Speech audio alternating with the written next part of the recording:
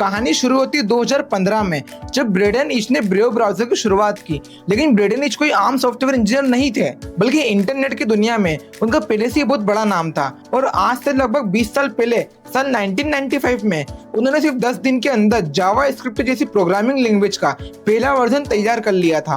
और जावा स्क्रिप्ट दुनिया की सबसे ज्यादा इस्तेमाल होने वाली प्रोग्रामिंग लैंग्वेज में से एक है, जिसे गूगल, माइक्रोसॉफ्ट और अमेज़न जैसी हजारों बड़ी कंपनी से लेकर दुनिया भर के लगभग 98% वेबसाइट्स किसी न किसी रूप में जावा स्क्रिप्ट का इस्तेमाल करती है।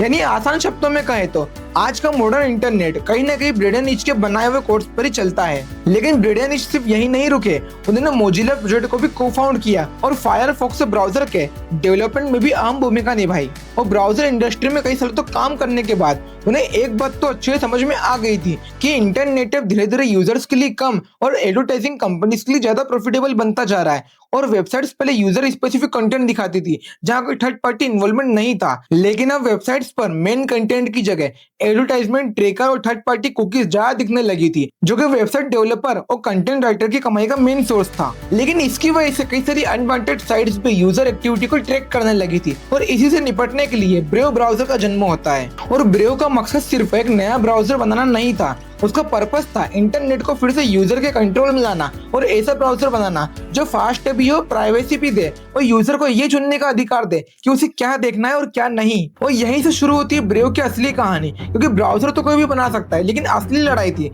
उस एडवर्टाइजिंग के बिजनेस मॉडल को चुनौती देना, जिसकी वजह से दुनिया भर की कंपनीज और क्रिएटर्स करोड़ों रुपए कमा रहे हैं।